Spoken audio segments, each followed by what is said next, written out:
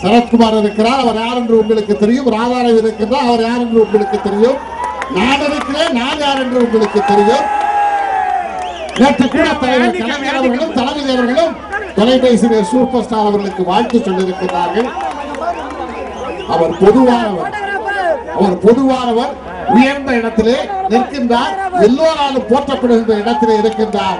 ஆகவே super star அவர்கள் வாழ்க வாழ்க வாழ்க என்று வாழ்த்து வணங்கி விடைபெறுகிறேன்.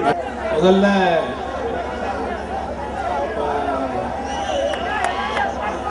சார் இருக்காரு மேடையில், நான் எதிர்பார்க்கல. நானும் தானும் அப்பாவும் ஆஃபீஸ் வந்து அவசர அவசரமாக கிளம்பி வந்தோம். ஆனால் நிச்சயமாக போன வருடம் வந்து வள்ளுவர் கோட்டத்தில் நடந்தது. இந்த வருடம் வந்து ஒய்எம்சியில் இருக்குது. நீங்கள் பார்க்காதது ஒன்றுமில்லை. நான் ஒன்றை சொல்லிப்போம், தன்னை எப்படி உருவாக்க வேண்டும் என்று திட்டமிடுகின்றார். 50% இறைவன் திட்டமிடுகின்றார். நீங்கள் இறைவன் திட்டமிடுகின்ற ஒரு தலைவராக உருவாக வேண்டும் என்பதுதான் இங்கே இருக்கக்கூடிய ஒட்டுமொத்த மக்களுடைய ஆசை.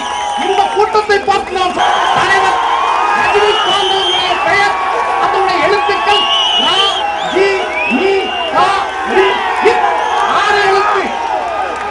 நீங்கள் எல்லாம் ஏமாற்றி விடாதீர்கள். இறைவன் உண்மையானவர்களை என்றைக்குமே ஏமாற்றியது கிடையாது. இந்த ரஜினிகாந்த் நாளைய தமிழகம் நம்முடைய தமிழமாக இருக்க வேண்டும். நாளைய வரலாறு உங்களது வரலாக இருக்க வேண்டும். வாழ்க ரஜினியின் புகழ், வாழ்க சூப்பர் ஸ்டார் ரஜினிகாந்த், வாழ்க வாழ்க தமிழர்கள். நன்றி, வணக்கம். பேசும்போது சொல்றார் ராஜண்ணா வாங்கலாம்.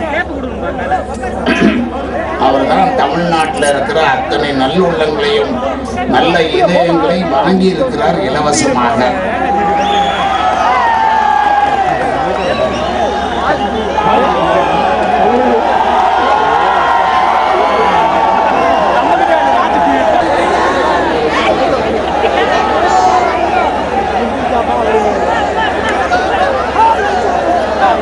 அது ரஜினி சாருக்கு இருந்தேன்.